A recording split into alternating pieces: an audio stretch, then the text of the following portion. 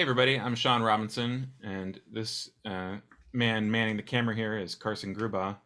And t- today we're going to be talking about Barry Windsor-Smith's newly released book, Monsters, which came out. When did it come out? End of April, Month or beginning of so May? ago. Yeah. Yeah. And we have had some time to digest and really quite an extraordinary book. And we're going to talk about some of the formal things, some of the thematic things, and I think maybe some surprises, maybe a little bit about genre today. And a lot less to talk about in terms of design and reproduction because, as you might expect, this is an exquisitely designed and excellently reproduced book by the Fantagraphics team who've been putting out books for something like 35 years now, and obviously they really know what they're doing. And they know how to do black and white. It looks the prints look amazing. I do have one scan that we'll get to later where I really liked that you could see like his pencils still Mm-hmm. underneath a little bit in the adjustment, and or I wasn't sure if he had done some whiteout and drawing over. But in this case, like I like that it showed up. It added to it. He has an I, incredible amount of layering to the texture, and as you can see from this panel right here, it's an incredibly gruesome book. And we are going to talk about the entire book, which means we are going to talk about a lot of stuff that if you have a sensitivity to, extreme violence and abuse and things like that, you probably don't want to watch this one. You probably don't want to read this one. And if you haven't read the book and, you're the type of person who thinks about spoilers and stuff like that, this is probably not the video for you. Yeah, unlike our other videos, I feel like I can't talk about this book without talking about spoiler stuff for sure. Yeah. And this book was written and drawn over a period of about 30 years, and not obviously continuously drawn over a 30-year period, but I think probably chipped away at and added to and augmented. And Carson and I were talking before we actually filmed this that the book was not necessarily produced in sequence, which can lead to some interesting stylistic choices and also a few areas of discontinuity where something feels very different from a previous section. But yeah, so as you can see from the beginning here, there's a lot of family drama. The book centers on multiple generations of two different families that are, um, as you slowly is revealed through the course of the book, are integrated with each other in a quite interesting way. Hoodoo voodoo way. Right, as one of the characters says. Do they say hoodoo voodoo? It's definitely like mystical in I a way think that that. uh, Elias's wife dismissively calls it hoodoo voodoo at one point, or Okay. one of the other soldiers in the later sequence. Um, but yeah, it's Elias, the father figure here in this earlier portion of the book, has been he works for the military and he works for a secret organization. He's a recruiter for this organization, and he is visited by a young man who is missing an eye. Yeah. No, that Um, wasn't him. That's the Nazi. all right. He's visited by Bobby Bailey, and he sends him off to become an experiment, and then regrets that. And that's kind of the book deals with the fallout of him being a government experiment Right. And by a Nazi who his Bobby Bailey's dad somehow had interacted with in the past. right. It's And like it's like a Moebius strip of a story where everything wraps back in on itself, which I think we can talk about later, yeah, the whether we like sequence that or not. and things are not necessarily in sequence, and so had you been presented with everything in sequence, I think it would feel a lot more deterministic and sort of fakey.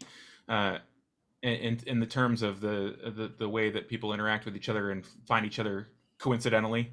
Coincidence is a tricky thing in storytelling because, of course, coincidence happens in real life all the time. Not everything is connected, but us human beings are storytelling machines, and we like to look for patterns and things like that. And so when you present coincidence in a story, it's not always the most satisfying thing in the world. But he's done a clever job of putting things out of sequence in a way that sort of elides the storytelling tricks that are being used. It's a very cleverly structured book. And we'll come back to that because actually I didn't like that, which is funny coming off of Strange Death, which is like the ultimate coincidence seeking book. Maybe I was just tired of that, but I felt like that part of the book was forced, which I mean, it's part of the story. So it's not like that was accidental on his part, but that just mystical worldview that's present. This is actually one of the moments here, right? And we're Yeah, gonna go back and draw this this is one, and we'll come back to this panel because stylistically, this panel to me is yeah. a key to a lot of stuff I want to talk about. But there's a mysticism that's at the end of the book that I don't like in the book. I don't like it in the story, and that's something I wanted to talk to you about. But we'll get back to that. Seems like one of the more personal elements in there too, though, which is a fairly interesting, uh, friction. But yeah, Yeah, that's and a I feel like where he's non-mystical, when it's just, I mean, the normal Barry Windsor-Smith strengths are the pre-Raphaelite mhm, beautiful imagery, which we'll talk about more when we go to like some scans and stuff, and the Weapon X. Like this is Weapon X expanded in my mind. It's like, right. okay, I want to do a serious Weapon X story now instead of a superhero Weapon X story. So those are like his historical strengths. And I was really impressed in this book how strong he is with the family stuff. Like a page like this could be very boring, and they never are. Like he's No, really a master of composition, and there's a number of examples of that. And I wish the book had stuck with that stuff. Honestly, I feel like I feel like the other stuff was unnecessary. I know it's just part of the story of this that it started out as an Incredible Hulk story and it's jumped around to a number of other publishers. Marvel, I think it was at Vertigo, so I get it. It started that way, but we can talk about that more in the end too. yeah, yeah. I'm curious to talk about the genre thing because to me, it actually gets a lot of mileage out of the fact that he's using tropes from different genres and butting them up against each other. I think it actually once again like sort of obscures some of the weaknesses of well, I mean genre usage in general, but yeah, super sophisticated use of page design. I mean, absolutely incredible. And then And the this composition too, like within each panel, and there's a number of those. But I mean, here's like that's Weapon X. Come on.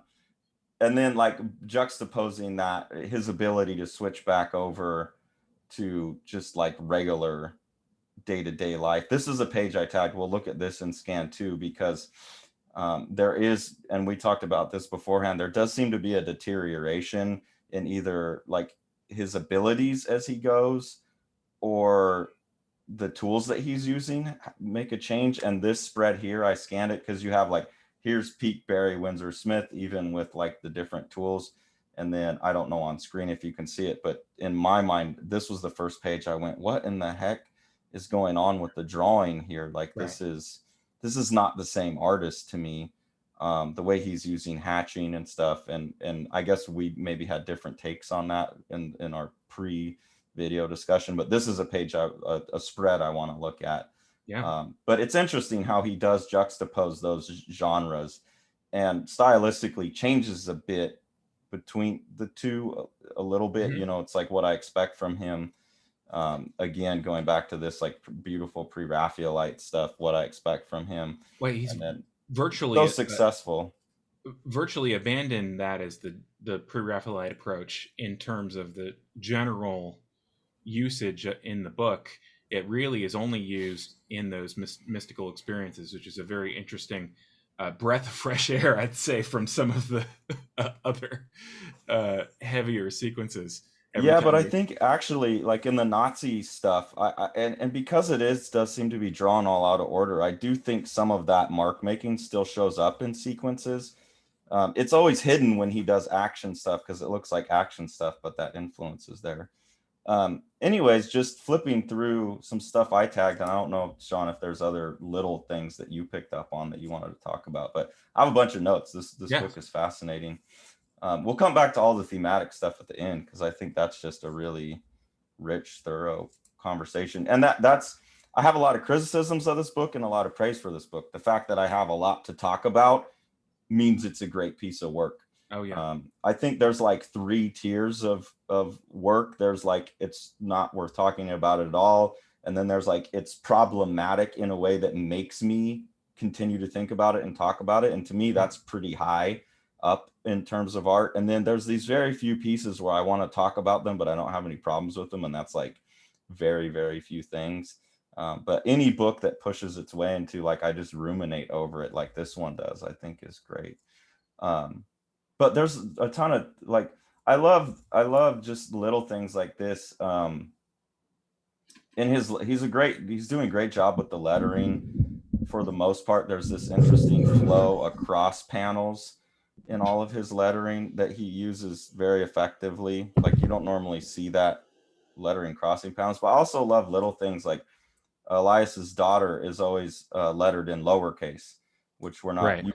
seeing. So it makes it feel smaller and more childish. Like, comics are usually always in all caps. And just the lettering, like, all of the background noise and Interjections. Yeah.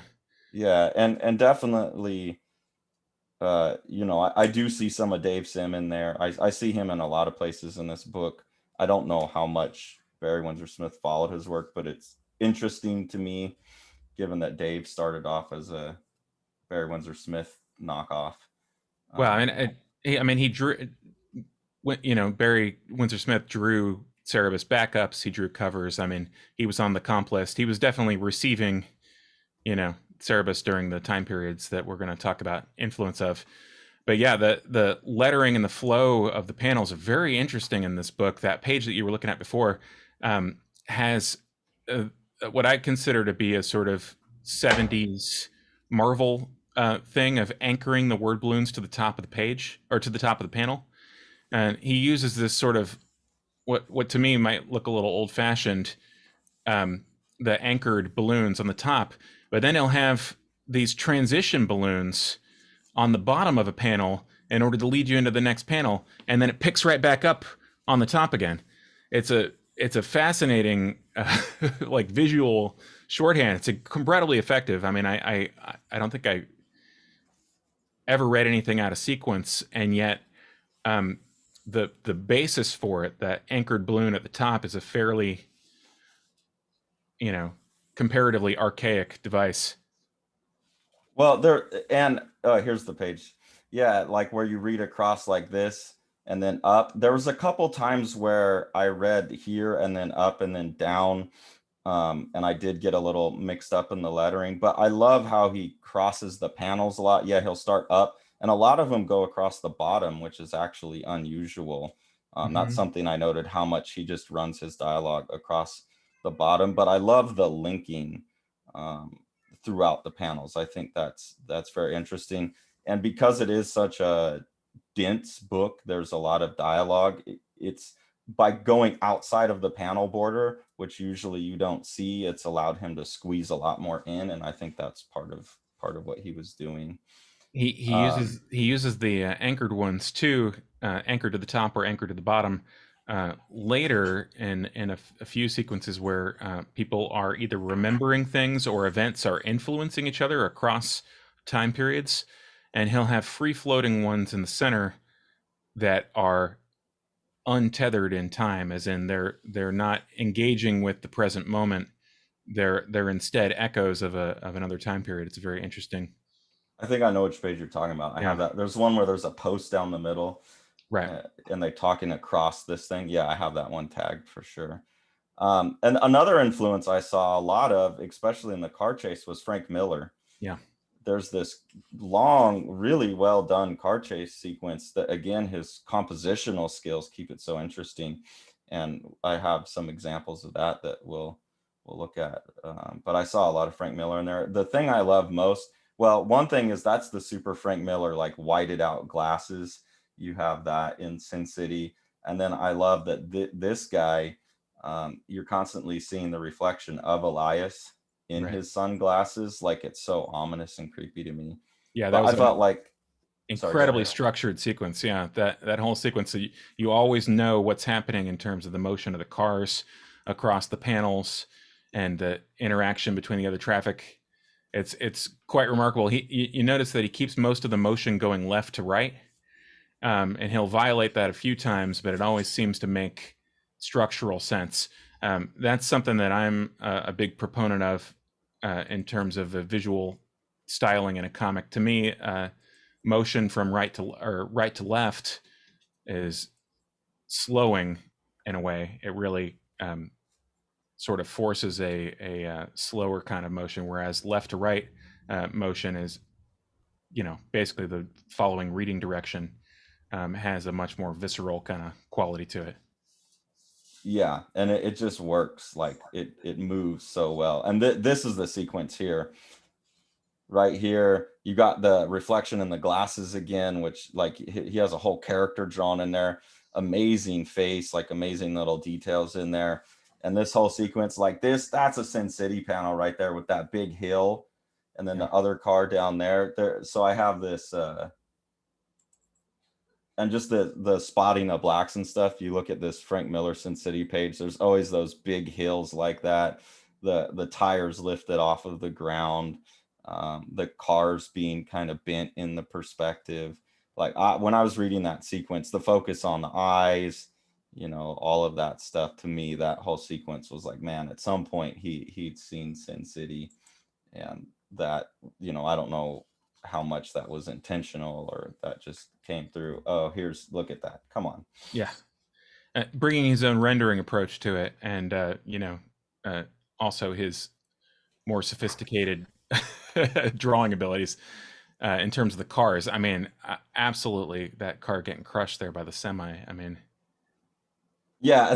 For like for a page and a half, just spitting the car out. But again, this is like, to me, this Sin City with the yeah, curved hill and the small car. So I thought I thought it was interesting, and that's something that definitely want to talk about, is the other influences that come to bear. And this to me seems like something this is obviously like one of the money shots of the book. This is like peak Barry Windsor-Smith illustration to me. Like, the cross hatching is super descriptive of form.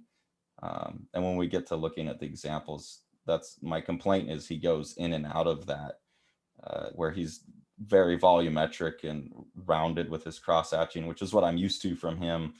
And then very flat with his rendering. But those pages are like, this is what you expect, I think. it's interesting. The your thought about this as a Weapon X approach, because of course Weapon X had the advantages of being serialized in 8-page installments. Mm-hmm. So this sort of anti superhero body horror, where you're just waiting for this guy to wake up, like, damn it, he's in a coma the entire time, and then when he does wake up, he beheads a bear. Like, you don't get any relief, but you're only reading it in 8-page installments. um, and uh, and the sort of the Bobby Bailey is the Hulk sequence in the books doesn't give you that same kind of relief, because of course you've got 360 pages to go. Um, And there's really not much of it. There's not much of him drawing the monster, right. which is, the book is called Monsters. And really, he's like the least monstrous Yes. personality in the book. The book is a book about abuse and cycles of abuse. Right. Um, and that's what I found most interesting. And again, we'll get to that later, but I kind of wish he would have just stuck with that. But I mean, when you're getting like a Barry Windsor-Smith book, you're looking for drawings like that. Um, that's what you think. Oh God, I'm going to get all these big, beautiful drawings like this. And uh, I don't know. I was actually kind of happy to see all of the more chilled out stuff, as much as I still love these sequences. Some more like really Sin City looking stuff to me. This is Bobby Bailey and Elias escaping in their car, or in the car that he's stolen. Yeah. Yeah, he regrets that he sent him off to be an experiment, and goes and rescues him. After from the spending military base. previously spending 6 weeks inside of his basement, ignoring his children as he's thinking about a mystical event that he had as a child, where a mysterious woman came and wrote something meaningful to him on the back of a comic book. Yeah, and it's a very interesting and evocative sequence, and also fascinating. This person with a real life horror looking for their childhood tales of heroism. How Um, did you feel about that comics in comics? That I thought that kind was. of I mean, it's one of those tropes that is now, you know, I mean, with some of the meta stuff of the past 20 years, I think that it's more of a trope now. But if you think about it in terms of when this would have been structured initially, I think it's a fairly, pretty inventive. I liked it. I thought that the Elias in the basement with a Captain America comic lamenting the fate of Jack Kirby was actually fairly moving. I was surprised uh, to have that kind of emotional reaction to that. maybe it's just because on Strange Death I spent so long doing comics about comics, and because I've seen it a lot, but it just like takes me out of it. Right. Um, you Like know, it like meant. I don't know. It took a serious emotional story about abuse, and then yeah, made it weirdly metaphysical in a way that I don't think this book needed to be. Um, Well, yeah, yeah. it was odd to me. It was an odd thing. But again, yeah, trying to understand which part of the book was drawn when. I don't know. Well, I mean, that's sort of one of the like underlying things we've talked about so far, which is, which book is it that you're expecting?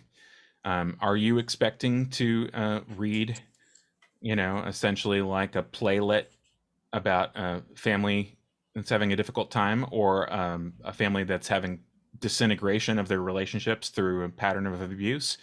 Are you expecting to read a World War II drama that involves, body horror and all these other things? Are you expecting to read a superhero book deconstructing the superhero?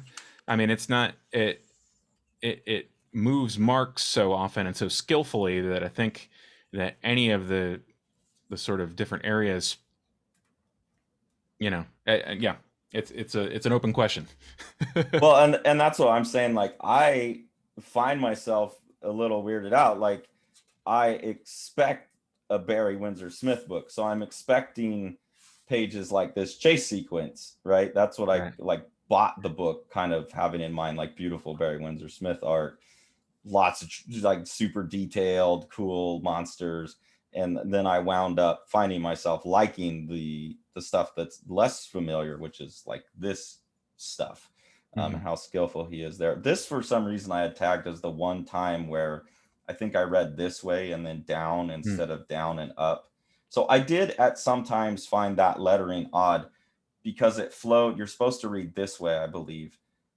And then for me, it visually, I want to go like that with the Mm-hmm. flow of the page. So I did find that overall, I thought it was really amazing. His lettering is really amazing throughout, but in a couple spots, I felt like it didn't follow the curvature of how my eye. That I had tagged that one page as like, do you read across here or do you read down here? But then you loop back. So I Yeah, mean, whatever. It's a 360 page book. You have 2 pages where your lettering doesn't quite make sense. But it's a very interesting, risky strategy, and you can see it allows him to pack a lot of dialogue onto a page. So the book is like about abuse, and it's kind of abusive to read it. That's not Mhm. a criticism of it. That's a compliment. It's like Requiem for a Dream. That's probably the best movie I've ever seen that I don't ever want to watch again, Hmm. because Yeah. it's about drug abuse, and the movie works like drug abuse. I felt like this book is a bit oppressive and abusive. Like even a page like this with all the snow, it's just like, it's so oppressive. And I love this little lettering trick where these characters are very far in the background and the snow is going over the dialogue, so it's like pushing them into the background. The book was amazing to me, that for the most part it still seems like he's having fun with the medium, Oh yeah. It doesn't seem like he was having fun.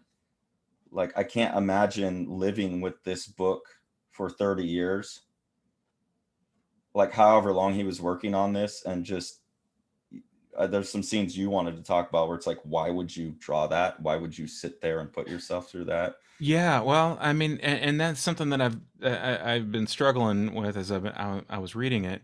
You know, for me anyway, with the limited amount of time I have, personally, when I draw for myself, I mean, it seems like I want to draw things that engage that part of me that wants to make something for the world, you know, and wants to make something, you know, uh, somebody who's capable of making images as aesthetically beautiful as he is. I can't imagine spending the time it would have taken to do the specifically the Nazi sequence towards the end of the book. I mean, every page for me would be personally agony. You got to think Yeah, about all of the things that you're rendering in order to evoke them on the page, and it just seems like you would just be making yourself miserable to create some of those images. yeah. I don't know why. I mean, he must have felt it was necessary for the story. So personal sacrifice, I'm sure. This is the this is the image I want to zoom in closer, because I do love how the schmutz in the scan actually makes the monster more monstrous. Plus, this is just a hell of a page, and this image in particular is just a beautiful image. This is Uh, Bobby Bailey, the creature, coming back to Bobby the Bailey, the child's memories. Really quite extraordinary visual usage of that. So he's reliving sequences from his childhood, and the the abuse he suffered by his father and eventually his mother, um, with his visual himself visually represented by the monster, the visual monster that he's become, as an adult. And and I this is, found yeah. it Sorry, very go ahead. powerful, very powerful visual metaphor. And to me, this is peak Barry Windsor-Smith illustration ability applied to the domestic setting. It has what I want out of the Barry Windsor-Smith kind of style, and just all the variety that he has in his rendering applied to that domestic stuff. Good lettering again, beautiful lettering. Okay, now here we get into another influence that we're both very familiar with, right? Yeah. This is an interesting thing. When we had our the Comic Con panel that we taped last week with Gary Groth, who's the publisher of the head of Fantagraphics, who published the book, I mentioned this to him, and he kind of nodded when we were talking. But the this whole sequence here is a very interesting usage of a technique that Dave Sim evolved in Cerebus, narrative compression technique, that he started in high society when he realized he needed to cram in a lot more story with the same amount of pages, and he started using transcripts. There's a sequence in high society where the one of the characters um, is basically a whole scene is represented in transcript form, and he started using that as a way to compress things. And then when he hit Church and State, the large 1,000-page book that followed High Society, you get very large sequences of usage of characters essentially writing. This is Cerebus writing on governing. And Yeah, and Dave used this idea in like throughout the run of Cerebus. He he used the like image of a document as an image in the comic, and he explored every kind of different document you could think of, right? Other books, pamphlets, um, typed conversations that have been like someone recording what Cerebus is saying, Cerebus doing writing, political doctrine, but like, notes, yeah, including any kind of torn up document. notes. Um, In one memorable sequence, a note being torn uh, and reattached into pieces. yeah. So I immediately said Dave Sim. And this to me looks like Super Jocka's story with the pin there, you know, the scenes of Oscar with the pin. Also very Melmoth with all the black and the white lettering and the letters going back and forth. Will you pull up those two church and state pages I sent you? You can see on screen these couple church and state that I pulled, right? Sure. So there's a couple church and state, and then yeah, we have. You sent me a couple. Let's go. No, let's go to 45 and 46. Yeah. So so these are interesting too. Not just because of the writing thing. So if you go to 44, sorry, but also because of the visual stylistic aspects. So this is a very interesting flat usage. You have items that are coming towards us in perspective, but they're fairly flat and fairly not diagrammatic, but decal-like. You know, like a flat perspective, like a like a Beardsley drawing. This stuff up here. Yeah, and interestingly enough, in a lot of the the writing sequences of monsters, you see some of the same types of things. So I was pulling this for the I pulled this specifically because of the writing, and using that in between the comics pages to sort of augment what's happening and sort of comment upon the characters. But also, I was noticing the visual similarities between this and those same sequences in Monsters. It's very heavily influenced, even down to the bedpost. It seems like a silly thing, but the bedpost in that page 45 there shows up in Bobby Bailey's room. In this page? Maybe 44. 44. Oh, I missed it. You missed anyway, it. There's a 40. There's a lookalike bedpost. I don't think I sent it to you, but maybe we'll tag it in. And now that I'm looking at this page too, I hadn't noticed that, but look at the lamp effect. Yes, is almost exactly the same. Yeah, yep. I hadn't noticed that, and that like glow around it. I mean that's going to be a common solution, I'm sure, in cartooning. But yeah, to me, it was just during that whole sequence, I was like, okay, this is Dave. Yeah, all over the place, and it's great usage of it. It's interesting, like it's sort of like movies. I mean, people talk about homages to shots or things like that. There are a limited set of solutions to certain kinds of visual problems, and when somebody comes up with a solution, everybody who's read it can avail themselves to that solution. This is a very effective comics trick for making dense, narrative heavy, and emotionally complex comics, and Barry Windsor-Smith has availed himself to that. I think it's great. Yeah, and I'm sure he was aware of Cerebus, like you said, he was getting comp copies and stuff. But I mean, sometimes it's just people who are great come to the same solution because it's the best solution too. So I don't know, but it was hard not to see Frank Miller in the car chase. It's hard not to see Dave Sim. It's hard not to see Dave Sim in sequences like this as well. This sequence is the one that flipped me over into, God, I wish he would have just focused on family drama, because this scene was the one I literally went, oh shit. Like, and I don't do that in books. Like, I think I've done that like twice reading comics, and I just like took the air out of me. And it just the up and down the stairs too reminds me a lot of Jocko's story, and how Dave always has characters coming up and down the stairs and splitting what's going on in the house. Like when you're downstairs, you almost like feel safe. Right. But there's always, you can hear upstairs, and this sense of division in a house. So the mom here, Bobby Bailey's mom, is talking to the dad, and the dad's super abusive, and she's like, you don't remember like how it was before the war? You love Bobby so much, you showed him off to everybody, you're such a proud father, but now it's as if you almost hate him. And he walks downstairs and he sees Bobby, and he says, what was that you said about Bobby?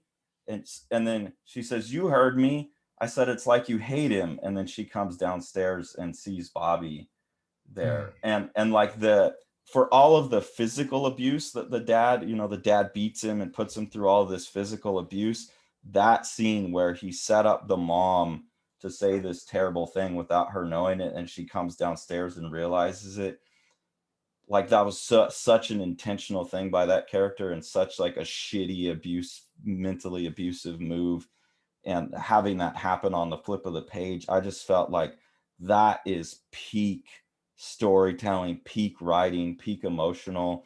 Like I would love a whole book that just focused on that without the Weapon X stuff, without the monster stuff that seemed distracting from this, like scenes of helicopters exploding, and like why do you feel you need that to Yeah.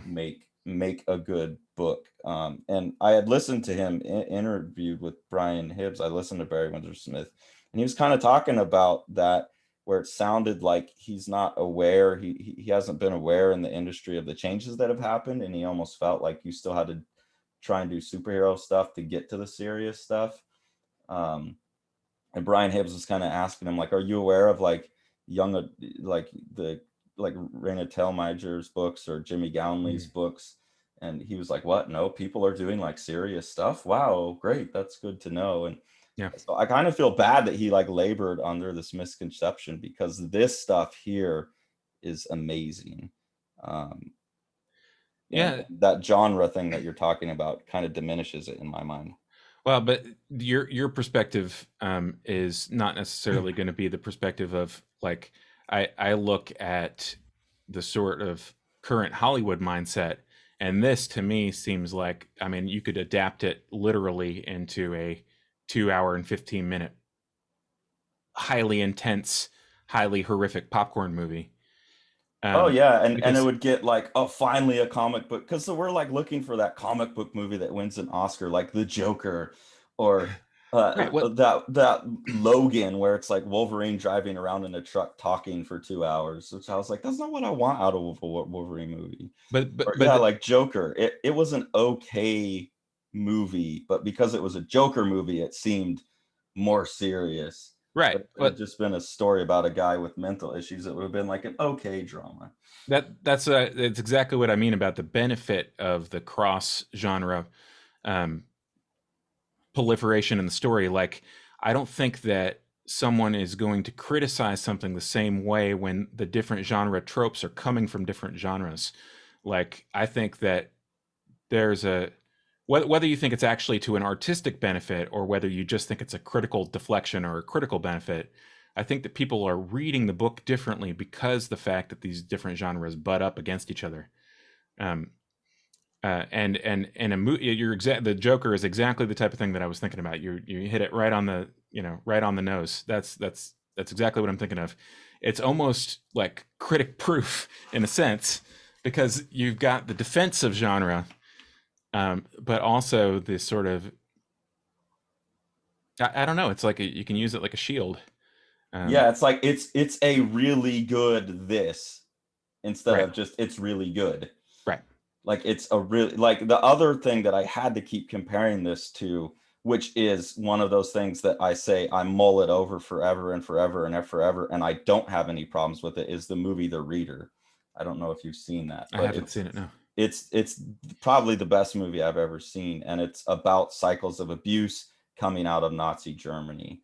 Interesting. And it's about a kid that was, kind of, he was like 15 or 16, and has sex with a woman played by Kate Winslet. So it's kind of like a sexual abuse. And then just how she was abused as a guard in the Nazi camps, like what she was put through there led her to abusing this kid, and just all of the cycles of abuse. And it's just straightforward, serious drama. And that's a great piece of drama. Hmm. Like this and the Joker kind of have to hide behind, this is really good for an Incredible Hulk story. This is really good for uh, a superhero story. And I feel like if they would have focused on stuff like this, you could have just had it's really good. Yeah. So I don't know. I mean, it is a really good book, but No, it's I think something that I couldn't help thinking about. it's a great book, and it's also a. I mean, if you're a cartoonist or an illustrator of any stripe, I mean, Jesus Christ, own this book and learn all the different ways that you can render somebody's face. I mean, Oh it yeah, like this page is another one that I immediately went to the first 50 pages of Church and State, uh, where you have the light textural rendering for the outside sequence juxtaposed with the handwritten narration document with crossouts, etc., juxtaposed with the dark interior with the starker, and then of course he's finding the interior outside as well on this page, and the spider that he almost puts his hand on turns into his dad. Yeah, Uh, right uh, here. so Yeah. and once again, it could just be like someone finding similar visual solutions, but this was so remarkably reminiscent of the visually reminiscent of the Church and State, the first 50 pages or so with Cerebus and the Countess. That was just like it just set off all types of bells in my head as I was looking at it. Yeah. And here's something, because I am going to complain about how he crosshatches very flat in some panels. In this panel here, I don't have a scan of it, but here it's like a grid of crosshatching, and there to me it works because it's like a veil. So I'm not sure sometimes when he's doing it on purpose and when it's just laziness, because this is not a lazy book at all. Here it's like the crosshatching creates a veil or a shadow on top of him. And I know we both have a page that we wanted to talk about where we had differing opinions. We'll get to that later. Here it works for me. So sometimes he uses it to create, a shadow like that's in front of the character almost, rather than a shadow on the character. And there's another page where I feel like he's doing a shadow on the character and it doesn't work. That panel right there, it makes, it's almost like an animation effect. If you have uh, different animated cells, and one of them is pushed back slightly, whether by focus, pull, or color. You're right. You're flattening it out a little bit by doing that, but it pushes him further and makes the division between him and the front clearer. Yeah, it puts the shadow in between him and the thing Right. instead of on him. And in that situation, I feel is effective. In other situations, he was doing that, and I didn't understand why. Um, I just tagged this one because I liked how he was doing the smoke on these Yeah. pages Beautiful. with the Absolutely. cross hatching. And then when we do the recreation panel, we're going to recreate this one because why wouldn't you? But you can see him drawing with whiteout a lot, and I Yeah. liked it. I liked it in the smoke one. So yeah, just from an illustration standpoint, like there's so much to learn. Like look at he's doing Oreos. Barry Windsor-Smith draws Oreos, but here he has that flat hatching too, which makes more sense. This is just a great page of design, and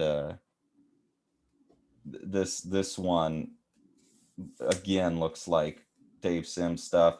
And I also made a note that it reminded me of, she's kind of revising the story as she goes here, and that like she's kind of changing her story or the way she's talking about it. I don't remember exactly what she said.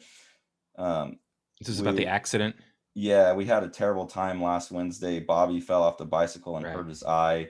That's covering for the fact that the dad actually beat the shit out of him.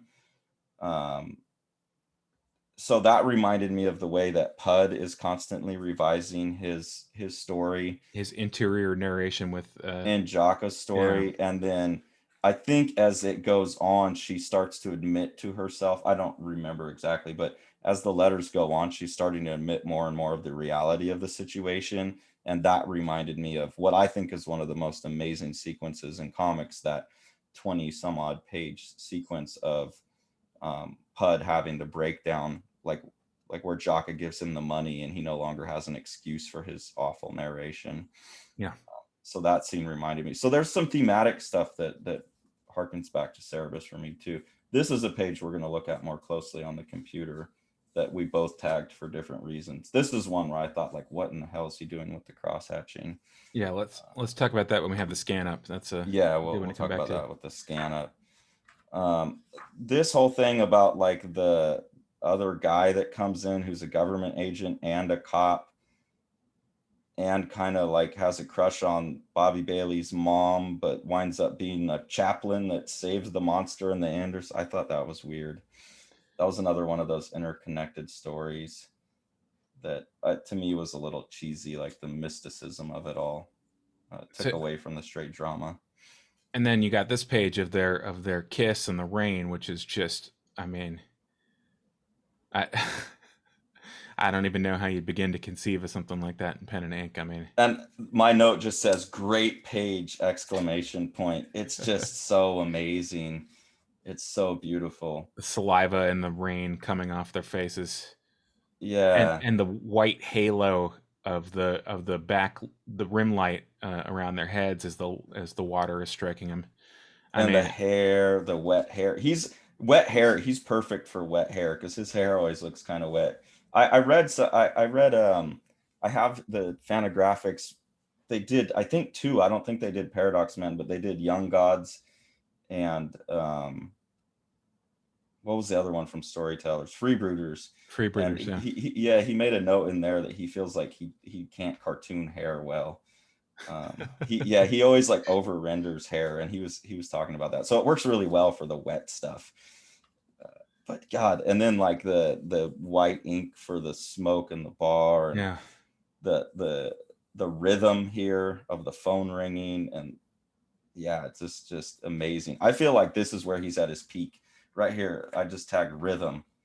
Like he's just a dude talking on the phone, and this is one of the most exciting pages to me. Like camera bouncing all around, the spotting of blacks like changing in a way where it's just, it feels, it's such a grid.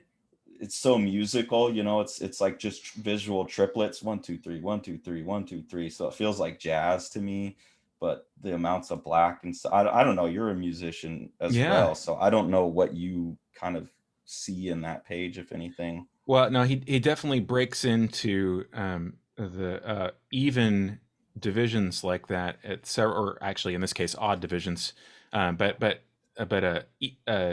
proportional divisions several times during the book in critical portions. In this case, I think it's so that the panels can take a back seat to the movement and the conversation, which supplies the variation, like you're saying, along with the different distances that we're seeing the characters from. But then there's the other sequence, like page 290, where I think you I have that tag too. this is one of the most visually Oh, horrific things in there, and it in a longish sequence that has been unevenly divided with different types of panels and different size panels. All of a sudden, we turn to a 9 grid, Alex Toth style, and it really reminded me of a Corpse of the Imjin, the Harvey Kurtzman 9-page story where the guy mm-hmm. is attacked while he's watching the water, and that page, the climactic sequence where he drowns the guy, turns to a grid in order to focus solely on the action. And look at the fixed camera on this whole page here, or on the 8 of the 9 panels. You've got essentially the same view of the action, which enables you to sort of viscerally feel the action in a different kind of way. Also helps Well, that and the then violence. he pops, he kind of comes back to that view here, and then here there's some up and down, like that helps move it up, but Right. it's the same view. He just moves up and then back down and then stands up. Yeah, this scene just made me gag. And then he goes to like rape the dead body, which is just like, that's the stuff we're talking about. Like, why would you even put Yeah. yourself through that? I mean, I get he's trying to make this the most despicable guy ever, but he's already like a Nazi scientist experimenting on people. I don't know. Yeah. Anyways, back to something. I don't even know if we could show that on YouTube. We're gonna have to edit out that drawing of the dick. But anyways, back to this. Like, yeah, the evenness of this. Normally, a page like that is boring, like the steadiness of the panels. But I don't see that at all. Like these are really lively pages. So that's just amazing to me. It's so musical. It's so jazzy, but while being steady. I found that amazing. Let's see. I don't know if there's any other pages. Oh, here's another sequence. This is what I thought you were talking about, where he has these intertwined rhythms. Mm-hmm. He kind of has these things spiraling around these core panels here. I just found that visually very compelling. Oh yeah. How there's these characters on the phone kind of having like a couple different characters having phone conversations, that are intertwined. Like these two guys are talking to each other, and this guy and this gal are talking to each other, but the conversations are related, and they're swirling around these kind of central panels there. That seems almost like Chris Ware to me, actually. Yeah, This that's a multi-directional paneling. incredibly sophisticated.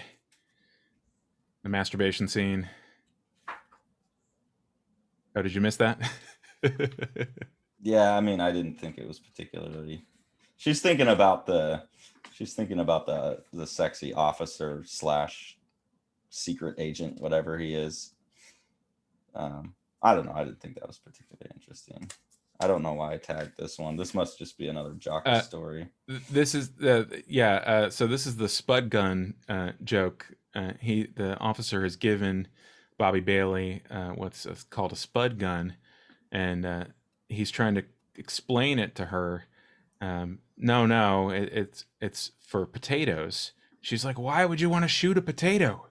And he's like, well, think about a pea shooter. She's like, what? He's like, well, you don't shoot peas with it. You shoot peas out of it. And she has this sort of embarrassing, like, oh, Jesus Christ, of course. Yeah. But and then reflects on the fact that he wasn't trying to mock her. They just had a genuine misunderstanding, and the body language is like spot on. Almost never see something like this in comics. That was the reason I flagged this one. But one example. Oh, you flagged this page. Yeah. Oh yeah. I stuck that note in there today. Okay, I was like, what did I put in here? Church and State 2 has what I thought was a very similar kind of conversation. I just don't think that many people have dared to have conversations in comics in which two people are at cross purposes. It's not a. It relies a lot on the reader and their interpretation. So she says, "You've never done this?" She's asking him to help sweep up. Done what? You hold it tight to the floor and tilt it a bit. Uh-huh. Now move back a bit more. That's it. Okay, you can throw it over there. And he throws the whole dustpan into the trash can. And yeah. And the conclusion on the next page is, well, I might need to sweep up again at some point. I'm not saying this is a 1-to-1 or anything, but I was straining to think about another time that I'd read a comic that takes for granted that the audience is going to be able to figure out that people are talking at cross purposes. And it's such a common thing in real life, and it's such an uncommon thing in fiction. Well, and it's just more of that, like, really sophisticated, very human moments in the book, like the setup with the guy coming down the stairs, right, and setting his wife up. There's a lot of unspoken things going on underneath all of that is hard to capture because it's all like underneath the image or in the body language. And that's where I feel like, God, this book is so good at that. Which again is coming at like the opposite of what I normally want out of Barry Windsor-Smith. So that's like to his benefit, I think. But then also, strengths and weaknesses wound up being my criticism of the book. Right. This is a brutal sequence too, where basically it goes Shakespeare and everyone gets killed in front of the kid. This image, though, is one of the ones where I thought, God, that's just a bad drawing. And we talked a little bit beforehand. This one's good. This is amazing. You had mentioned what you felt like was a deterioration towards the end of the book. This was the first time I saw that. That is just a crude drawing. The cross hatching is weird to me. The figure's not as good. But it is the kid in isolation, and it is right next to a really great drawing. And then it goes to another really great drawing here where the stairs get forced bigger and Bobby's pushed away. Like he just watched like this cop. He watched it. What, his dad kills his uncle and his mom, and then the cop comes in and kills his dad. Right. Yeah. Something like that. Yep. and so he's just like removed, and then the cops hugging the dead mom. So I love that like stretch of the perspective, like he's just emotionally removing from himself. And I wonder if this isn't I think it's a precursor to that. intentionally bad drawing. Uh-huh. Like when the kid's shown by himself, it goes to a more childish, crude drawing. And there's just too much good drawing in the book for me to kind of accept how like that panel's just not very well drawn. Yeah, Um, I think it's a brave choice, if it's a narrative choice and not just happen to be something like that. I mean, given how strong everything else is, I think that that's probably a precursor to that next page. You also have the exaggerated lighting of the shadow. His Bobby Bailey's shadow is creeping up in a way that suggests that he's lit directly underneath him, instead of wherever the light is actually coming from. yeah. So I don't know. Like there is some stuff where it just doesn't, like I almost think, okay, if you're gonna go with like bad drawing to represent like childishness, like go full on like kids drawing. Hmm. Um, this just looks like bad Barry Windsor-Smith, but the rest of the page is good. So I don't know if this is a later one that got put back in later, like he cut out another piece and put it on top, because it looks like the art at the end of the book. Okay, this is the Nazi sequence, and this is full on pre-Raphaelite, nice, thick, juicy line Barry Windsor-Smith, which we'll talk about when we get to the images, but applied to just horror, horrific. Absolute, Like absolute horror. Yeah. some amazing drawings in here. I mean, disgusting stuff like chopped off toes, Nazi experiments. And one of the most dramatic sequences in any, I mean, it could be out of Steven Spielberg decided he's going to make a horror movie.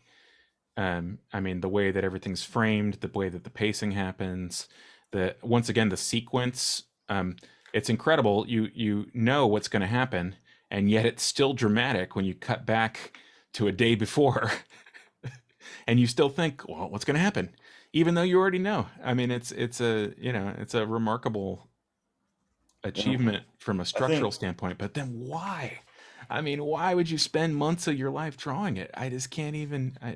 or years, like God Yeah. knows. This is actually something interesting. Talking about the pre-Raphaelite William Morris uh, Chaucer book, that Mhm. patterning, that's super arts and crafts, which is something I want to talk about. Um, it's funny to see that in this brutal scene of the Nazis, you still have that arts and crafts patterning going on in there. I think that's really interesting amongst all of the brutality. What did when we were on that thing with Gary for Comic Con, he said he counted this, right? It's like 58 pages or Yeah. something.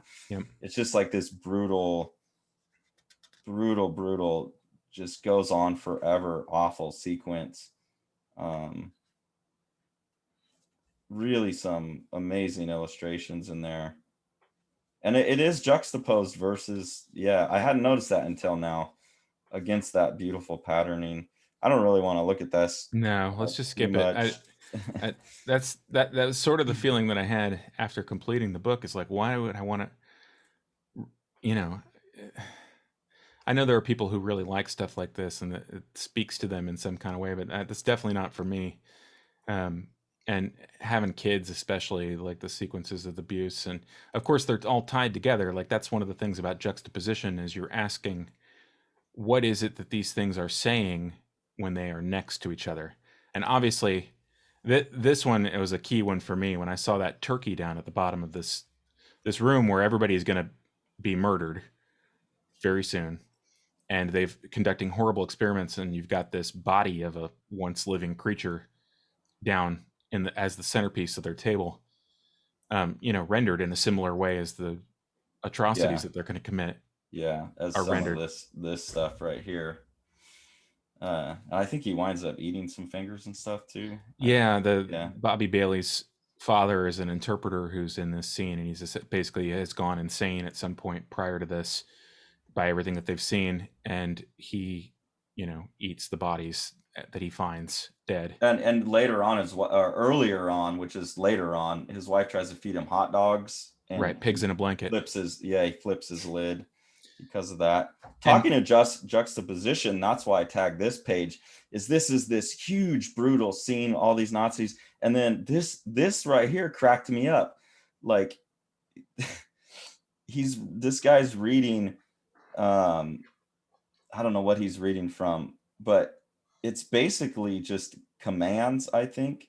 yeah, And at the end of that, he says, and he concludes with some poetry about Valhalla and a final Sieg Heil. And then all the Nazis go, Sieg Heil, Sieg Heil, Sieg Heil. Like, it's just like it's conditioned into them. And this other guy goes, oh, Sieg Heil. Like, oh, I missed it. You know, like it, that automatic response that they have was this really crazy, humorous moment in the middle of all of that, that like, I was amazed that he pulled that off. Like, he also it it's was also funny and it was disruptive right where I needed it to be disruptive. It didn't feel out of place, but also it was like, why am I laughing in the middle of all this? it also is a setup for how they actually find out the Nazi scientist who's hiding, disguised as a victim of their atrocities. Um, uh, Elias's father is there as one of the soldiers who's attempting to, you know, wipe out and eliminate the Nazis who are running this camp, and everyone else, all the other soldiers, thinks that the doctor who's killed them all is actually a victim, and Elias's father, because of his second sight, knows what's happened, and uses that to trip him up in front of the other people. And He gets a ends Sieg something. Heil out of him. Yep, gets a sig Yeah. howl out of him exactly, and that I mean, it's the whole thing. I'm just getting sick to my stomach again just looking at it. Yeah. Um, But but that, like, throwing the humor in the middle of it is hilarious to me. And like, I have to applaud that. That's masterful setup. Um and then of Here's course, something that I found weird, and I needed to go back. Sorry, go ahead with no, go what you ahead, were going go to ahead. say. Um, it's something that when I flipped back through the book, I saw that he did in other places. I didn't notice it till here because it confused me. There's three panels here with no gutter between them that have like this zoom, and I initially read it almost all as one image, and I got really confused there. And then I didn't know why he chose to do that. I meant to go back and look. He does that in other places in the book. I think it's related to, yeah, he does it here as well. Right. So I don't know. I intended to go back and try and figure out why that was, but it really is like a great book that I don't really want to read again. So I don't know. I thought that was interesting. I think it has something to do when he has his mystical sight, like time piles together with no Hmm. gaps in between. I think that's what it is. Or maybe it's just Barry Windsor-Smith trying to speed up Right. the storytelling. The I don't, transition. Yeah. yeah, I don't know. It didn't happen a lot, but in here it is again. So I don't know. I don't know what that choice is, but there I found it odd and disruptive. Yeah, it's an interesting. It's a very interesting portion of a sequence, transitional element. And then this page, I think this is one you were talking about, right? Where the Well, characters talk that's across a panel. yeah. I'm not sure exactly what. Oh, well, I mean, I had flagged that basically from 347 on, the rendering is very, very different. Um, More not open. Yeah, and tool wise seems to be switched over. There's no or little tapering to the lines. Yeah, like right here. It almost seems like the work of a different artist. The cross hatching is very flat. It's not, and this is something we'll point out because I pulled out a page that has both. On the monster, it's a little round, but on the characters, it gets very flat. Like this is just a grid. So it seems like he's ready to be done with the book. Yeah, Is kind of your speculation. Like he's th- been living through that 2 years of drawing Nazis raping each right. other. That was my speculation. Is that this is the well shit. I got to get this done. I got to give some relief, and I don't think it's any coincidence that the relief that he gives is the sweet release of death. Elias Yeah. is Elias is dead. The protectress of Bobby Bailey's mother, the old cop, has found Bobby Bailey hiding inside the house. Elias's daughter has assisted them in uh, essentially like astral projecting herself to Bobby Bailey and encouraging him to die. Yeah. And Here. Yeah. and and that's, I mean, that's the conclusion, is like, you've done all you can, Bobby. It's time to move on. Death is the release. Right. Yeah. Although, poor Elias and poor the other guy, they don't get that release. They have to hang out and complete the things that they started. And then I'll save this because we'll talk about, but Yeah. that's his death scene, right? Is Right. that, and yeah, again, it goes to this, like what I consider an even cruder style. I know you're seeing the breakdown, but especially these panels, like this one, which we'll talk about in a second, this recreation of Christina's Yeah, world. it was just absolutely flabbergasted. I couldn't even, I mean, just glancing at it, I was just like, what? I mean, it would be like if the Mona Lisa showed up. I mean, it's such a recognizable image. And then this is the worst drawn panel in the book by far too. It's just a No. really poorly drawn image to be referencing such a classic piece. But yeah, this page, I was really interested in the crosstalk across, because you still read across, but I like this post going down the middle that anchors the scene, and you're seeing the conversation and the emotional reactions.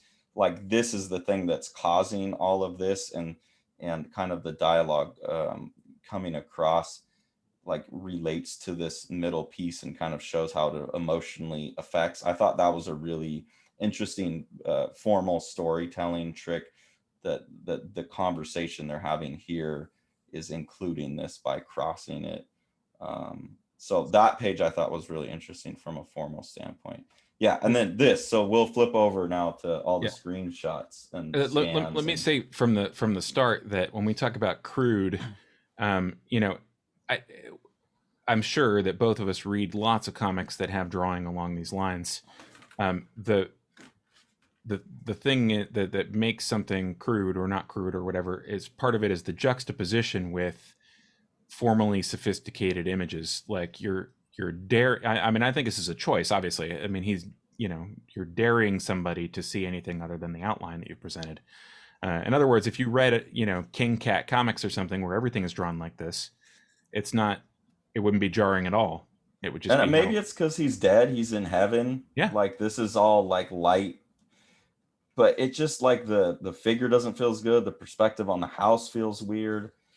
Like this feel like the framing in there makes the perspective feel weird. So I don't know how intentional that all was. Like if it is showing a more childlike view, it just doesn't feel like, you compare this to that scene. I'm not going to be able to find it, but that major scene where he's coming in, it's the same shot, but he's the monster, and it's all hatched, and the carpet's all messed up, and there's toys, and the dad's in there. It's the same scene, but the rendering's just way better. That just seems more childish somehow, and the book tapers out that way. So I don't know how intentional that was. Some of it does seem like he's just done. Some of it seems intentional to me. Like I do actually, something that I do like, one of the things I was thinking about when I was reading this book is I actually wish there had been, again, a lot of things I dislike about this book are funny because they're things that we're doing, we're overdoing in Strange Death of Alex Raymond, and maybe I'm just sick of it. But I really love panels like this that don't have all the cross hatching. Like I feel like Right. that is a great Barry Windsor-Smith cartooning. And I know in the interview I saw, he said that originally the book was going to be colored and he didn't have as much hatching. And then when it was going to be colored, he went back and hatched a lot of it because he felt like it needed that. But I don't know. I think there could have been more of those moments of, I don't know, but then it would be less oppressive. And the book is definitely supposed to be oppressive. So it Uh, was something I was torn about in my reading experiences, kind of hoping for a little bit more of that. Like, I think that's a great drawing. I don't think that's him slacking off at all. I think it's just like, thank you for some relief. right. Well, and that's the thing that I was saying about the juxtaposition is that when you have a graphic novel, you can read page 1 and you can read page 360 at the same time. Uh, you're you're presenting those things simultaneously. I don't. It's a different kind of thing if all of your book is drawn with a micron with no value. I mean, Yeah. like I said, King Cat Comics or something like that. That's a visually, it can be a visually unified experience, but it's saying something different when those things are butting up against each other. And I think there's probably a large portion of it that's totally intentional, and then there's probably some other portion of it that's just a matter of what you can do when you're 71 versus what you could do when you were 35 or 40 or 45 or 50. And also just like what you can stomach after all of the time.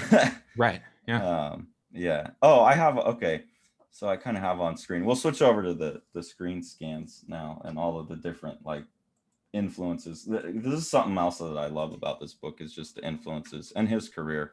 So this image is the one that I was just saying, like there's that image at the end of the book that's like a lightly rendered version of this image here. Hey, Carson, Yeah. is your output sharpening this as well? Because it's looking kind of funky and over sharpened. The output sharpening this image. Yeah, it looks better. Okay. I think it was just because I was zoomed out on the Okay, scan. gotcha. That's just Okay. yeah. So this image, he recreates it at the end, but I don't know, like this just looks more well drawn to me. This is an amazing drawing. Yeah. So this is the one where I saw in the print and I liked it. This will show what an amazing print job they did. You see all of this schmutz Yep. underneath the drawing here, and I wonder what that is. Like, I wonder if that's his pencil showing through, or I wonder if that's like he did whiteout and had to draw on top of it, because this was one of the early pages. Like, I think this was one of the earlier pages he did where it was a Hulk story. So I Right. wonder if there was art changes that had to be made. That And looks to me that, like white out or China white with hatching on top of it. Yeah. and so you get that texture. And I think like maybe that you could be tempted to go in and clean that up. Like, oh, that's not the lines that he intended in the end. So I love that they left that. They just Yeah. let the art translate the way it is. Especially, it mostly shows up on the monster. So I love that stuff with the monster. And there's some pencil. Same thing with the floorboards there in the kitchen. Some pencil remaining on those. But yeah, they resisted the temptation to clean Here, those things yeah. that end up adding textural elements to it. Yeah, so You I could, love that. I love the reproduction in this book. I know that's something that I'm usually complaining about, but I love that in this book. You had sent me a picture of Twin Peaks. I'm curious what that was about. yeah. Well, this is an example of a. So this is an image from Fire Walk with Me, which is the Twin Peaks movie that happened after the first two series, and was an attempt to wrap up the series by showing you what actually happened leading up to Laura Palmer's death. And it's an incredibly compelling movie, and it is one of the most harrowing depictions of abuse on screen I've ever seen. But one of the things that I have really struggled with when thinking about this as a work of art, Twin Peaks, is when they have supernatural explanations for human behavior like Mm-hmm. this. This is Leland Palmer, Laura's dad, and this is one of the sequences where she realizes that he's the one who's coming and abusing her at night um, in her room. And Okay. absolutely harrowing. And this is her moment of realization that it's him all this time. And Instead but of a supernatural entity. right, well, but that's the thing, is that the movie plays this balance where you it can be both things. Like the supernatural is an explanation for this human behavior, but some of the television series, they let him off the hook. Uh, Leon wakes up and says basically like, I've been ridden by this thing, and it doesn't allow, because it pins it to a supernatural thing. It doesn't allow that other element to be just a metaphor for real things that people really do to each other. Just awful, shitty Nazi experiment behavior. Right. Like don't put that off on a demon. That was you. Right, exactly right, and as one of the things that I was struggling with as I was trying to digest monsters, which is if you make something like about another thing, you've made the monster literal. Does it deprive the people in the story of agency, and therefore a three dimensionality that every real person has to some degree? Yeah, Um, let's come back to that because okay, that's something I definitely want to get to. Let's wrap up with art stuff. I wanted to show because that's one of the reasons I wasn't so keen on some of the stuff in the book, like the fate type of stuff. right. Um, I don't know. I had it pulled up in Photoshop, but we lost it. This is that panel at the end. He's obviously referencing Andrew Wyeth's Christina's World. I don't know why I closed it out. Yeah, and I found that also jarring. Like, why reference this piece? It's Well, odd. it was shocking. I mean, it's such a recognizable image. I guess I wasn't sure what it was saying in the context, because I mean, I have a theory that images can accrue their own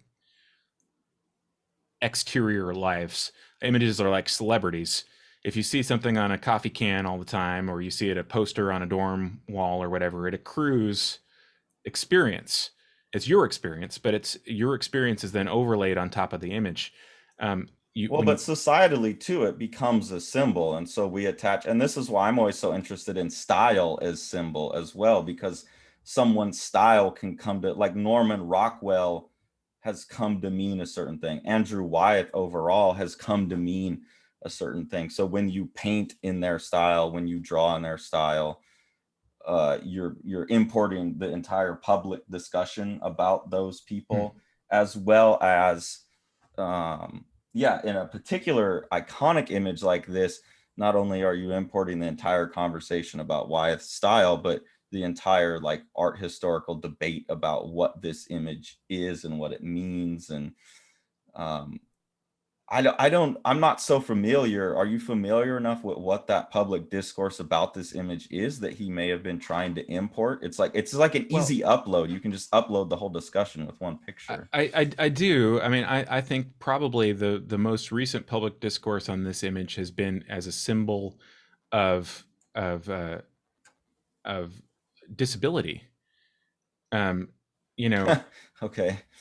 because Christina, the person he's literally referencing in the title, the model for it was a disabled woman who lived, or girl who lived down the street from him, and he used her as a model, and I think really starkly evoked her situation. You look at the tilt of her hip there; that's extremely unnatural angle. That's somebody who can't move their And body very below the frail waist. arms. Yeah. Yeah, so he's taken his model and used her story to sort of import that. I mean, she literally looks like a helpless person in a field. I mean, gazing at these houses that might as well be on Mars, as far as she's concerned. I mean, she's not going to crawl there. Yeah. Um, And and not the most appealing houses either. I mean, they're pretty beat up old farmhouses under construction. mhm, the plow that she's not able to pull. I mean, Yeah. it's to me, it's like a helpless image, and I think that's part of the discussion of it, is because of course people don't actually like to talk about formal issues when they talk about art. They like to talk about biographical uh, grafting. But Yeah. the fact that his model was actually disabled, I think, enables people to see what's actually inherent in the image in the first place. Yeah. But But as so, far as okay. what So, that means Yeah, in the why context of the import story. that then? Yeah, Like, I don't know. I mean, other than telling us that Bobby is disabled. I mean, yeah, I don't know. yeah, I'm and not like, but then he gets up and goes to the house. right. Like, does he just love this painting and he's referencing it? Like, that just seems he's too sophisticated to be sloppy like that, to let something that has this much meaning show up without having some reason for it. Yeah, it Uh, seemed that was perplexing to me because it seemed like a casual reference of something rather potent. yeah, that's how I felt about it too. And I mean, the only other thing that's just kind of funny to me is like Barry Windsor-Smith historically has loved himself drawing some grass. And Right. this is a, I could see like this has all the grass, like, but this is like, pretty scratchy.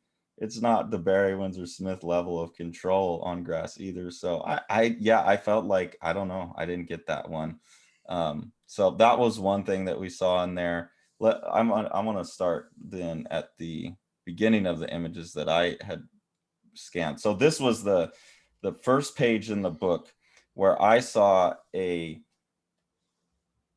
difference in the drawing ability. So I don't know if these two panels here were done later, Mm. like he didn't like the emotional resonance of what he had put there and drawn these two panels later, but there is a difference in tool Yeah. that's very obvious to me. These have a crowquill pin style rendering on For all them, the hatching. thicker lines, yeah, thicker lines in the hatching, and these have microns. They're very Yep. thin lines. And no taper. Also, yeah, no taper. Also, there's a dramatic difference between over here where his rendering renders form while it's that V squared thing I talk about, value and volume at the same time. He's creating value changes while also rendering in a way that describes volume. So the lines move around the form. And that's what I associate with Barry Windsor-Smith being so good at that. Yeah. His work is full of that kind of stuff. And like you said, the beautiful line weight changes, the tapering changes. Maybe I should be doing this in like a blue so it's less abrasive. The line weight changes. Here, all of a sudden, no line weight changes, and the hatching is like literally just a grid, which you would normally only put on a flat surface. Um, And you could I see that it's a micron with just looking at the lines. Look at the hatching on his chest. That's one thickness of marker. The yeah, hatching on the hat is another thickness, and then that same thickness is used on across the entire face. and then to get dark, he's just coloring back and forth, Right. which that's what I call drawing, versus like being more calligraphic or something. I mean, he does a lot of drawing, and he's wonderful at drawing. Yeah, we should just preface all these things by just saying, I mean, this is an incredibly visually sophisticated book. Like, we bring up the stuff that stands out because it's interesting Yeah, to us. like this is Not meant as a amazing. knock on a great artist. This is amazing stuff. This is like amazing stuff. It was just very jarring to me to go from that drawing there to that drawing there and think, what happened? Why is that different? And it was a bit of like just what we were talking about coming into a Barry Windsor-Smith book. Part of what I always liked about his art is how thick his lines got. And so I don't think it was bad. Like, I think he did really great with all of the thin hatching stuff here.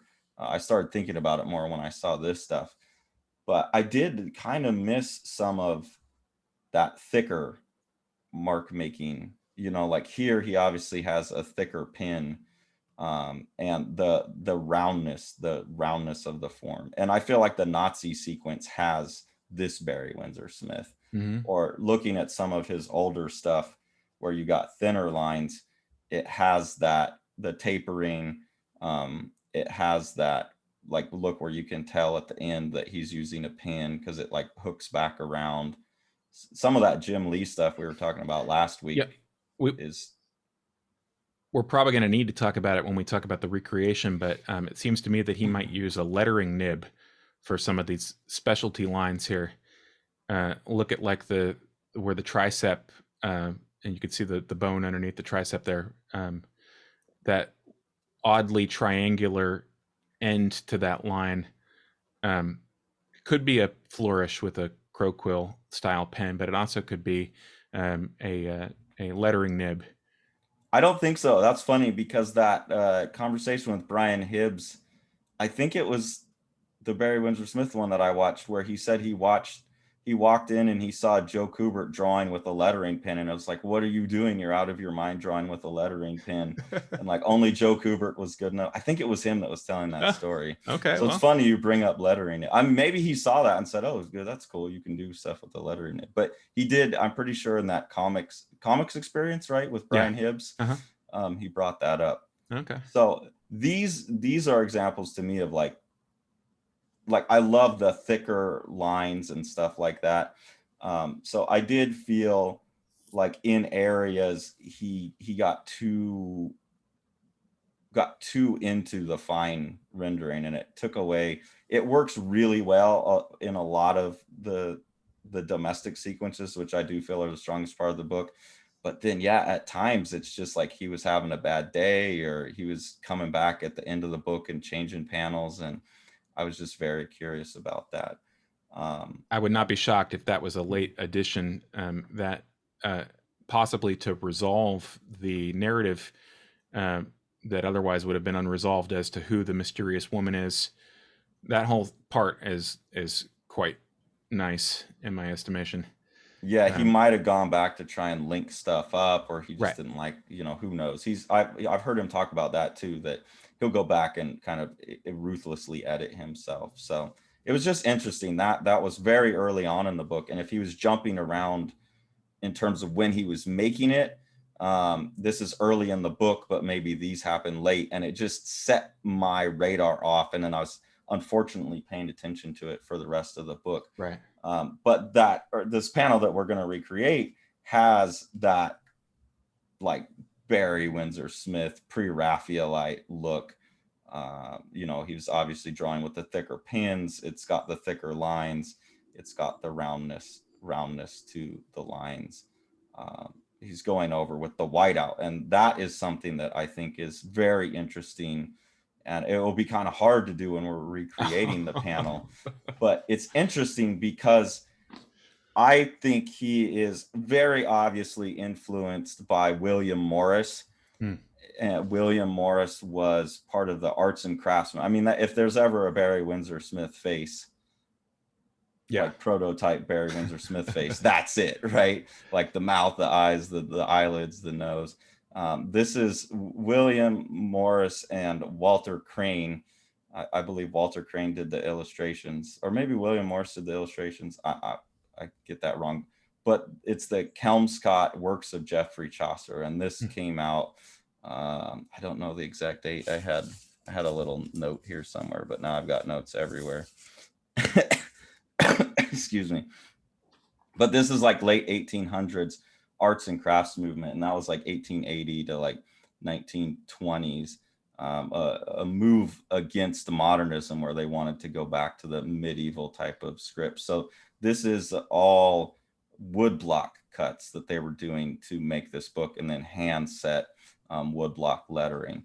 Beardsley Very famous piece of graphic design, and a very famous book in the history of graphic design. Beardsley And being another practitioner who's more known these days, probably.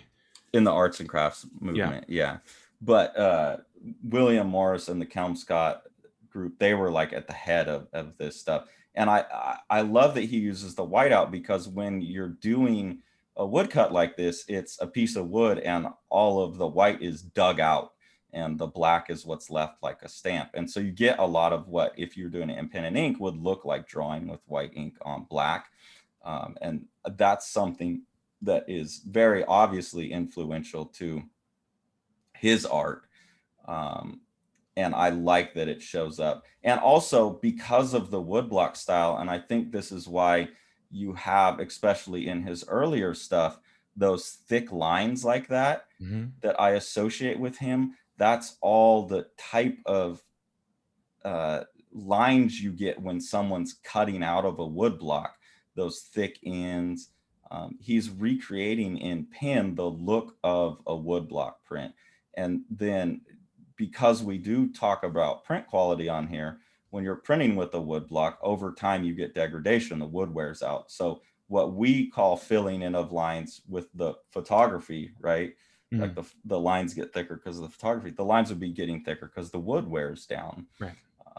So I think that's interesting that there's this reproduction issue that they were facing with the wood block when they're making stuff like this. Let's zoom in on this. So as more and more copies of this got printed, the lines would get a little thicker. He's obviously in love with this stuff and picks up on what he's seen, which is these thicker, especially in like the Weapon X stuff, the thicker, chunkier, more filled in lines, and makes a very effective style out of that. So yeah, as a Barry Windsor-Smith fan, just, you know, you were talking about expectations going into the book. I was a little bummed not to see as much of that. But looking back at that Nazi scene now, I'm thinking, oh, wow, he did still like all that wallpaper. He's putting Right. the Kelmscott wallpaper still in a Nazi scene. And I think that's pretty hilarious as well.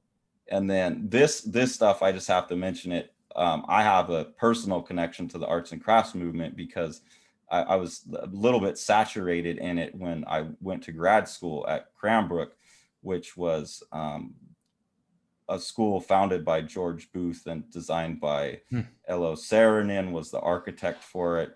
And this school was founded to bring the arts and crafts movement to the United States. So when I was on campus there for 2 years, like this is the type of stuff I was surrounded by, the type of architecture, and like the legacy of that arts and crafts movement was something that I was really exposed to. So it's something that when I look at Barry Windsor-Smith, especially his older stuff, um, I don't know, I just feel like a personal affinity to Mm-hmm. that I love. So I think when I see some of this type of stuff, even though this is a fantastic illustration, it's just my personal bias is like, oh man, I kind of miss this.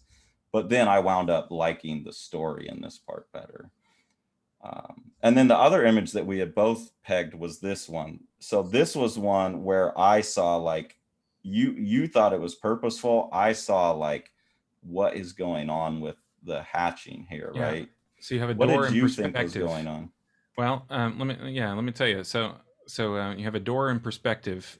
The thing that Carson is reacting to is notice that the door is in reasonable perspective in the sense that it's going away from us, and that there's just mild amount of convergence on the top lines and the lower lines. Um, Not a super amount, but there's some amount. They converge somewhere off the page, and the hatching that's on top is parallel to the plane of the page instead of the plane of the picture.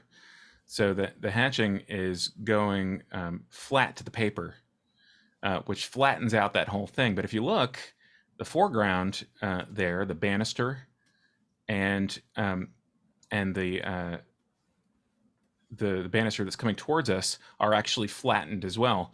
And weirdly enough, I really felt like this was an influence of Dave Sim, the early Church and State pages, which in turn, I think Dave's influence on that was having some problems with perspective, but also like a Beardsley designy influence.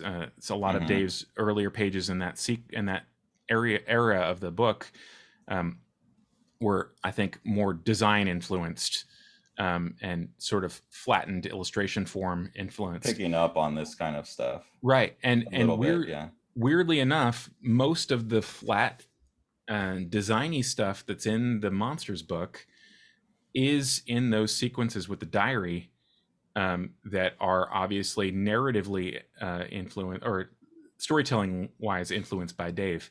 And so this thing here is a very interesting, essentially like pseudo perspective image with a flattened, no convergence in the foreground, mild amount of convergence in the background, and then flat hatching on top, and then an unreal, um, impossible shadow behind him, which That's is like another. bending. Yep, that's another sim special right there, which is the environment indicating the emotional tenor of the characters.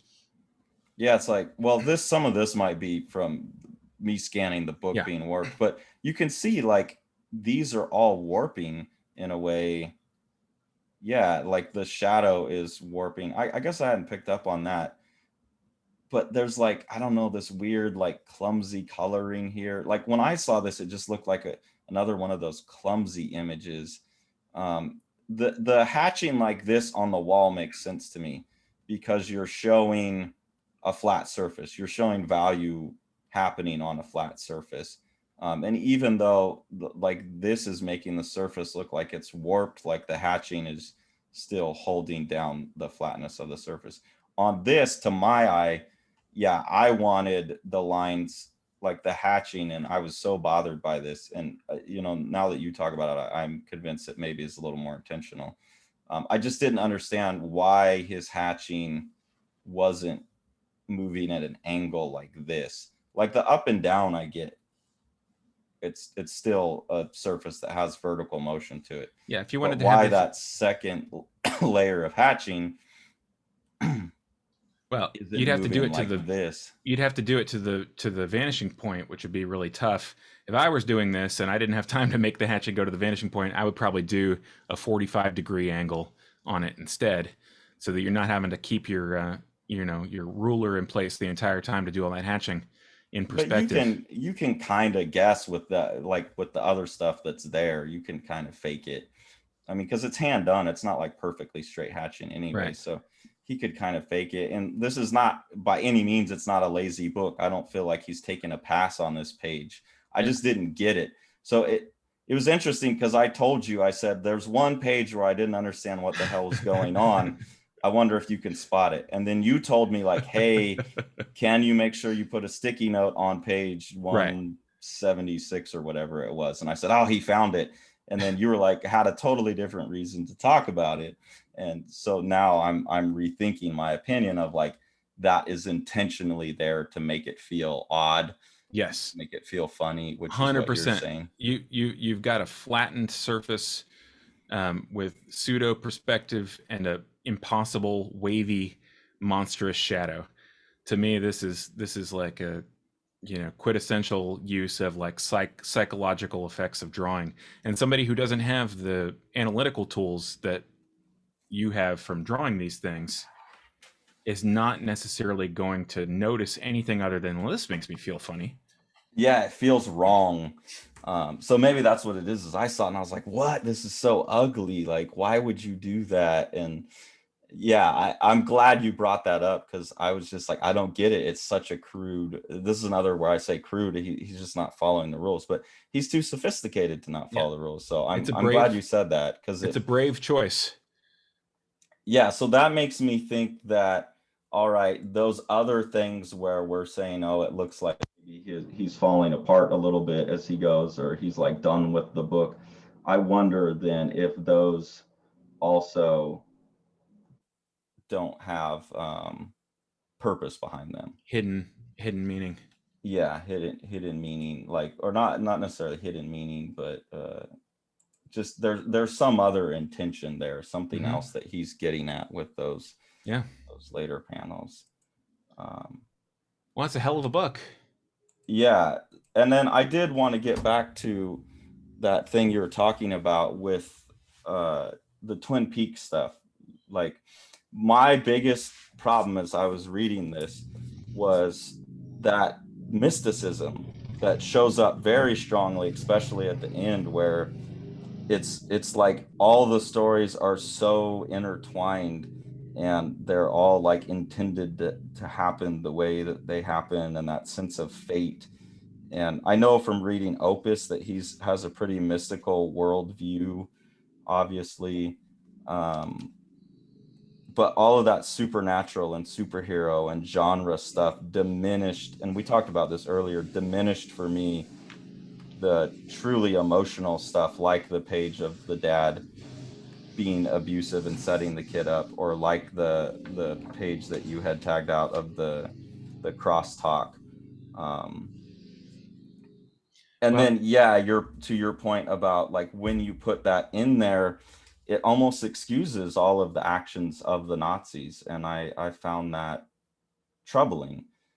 That like when everything is this like and that's what I didn't like about the too tight of a coincidence, is these two families that are wrapped through time that are so perfectly intertwined. It's like this perfect little puzzle box that it's totally hermetic, and right.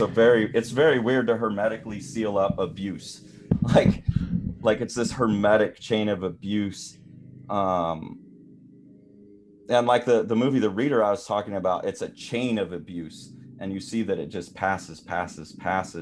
Here it doesn't pass. It passes in a circular fashion almost, that I found, yeah, it takes responsibility out of it in a weird way. Yeah, well, and I wasn't trying to necessarily make a one for one with the Twin Peaks example, but one of the questions that I had when I was reading it is, what is it saying? I mean, Bobby Bailey as a child has been mutilated and had his entire world, I mean, basically ruined, his life ruined by his father.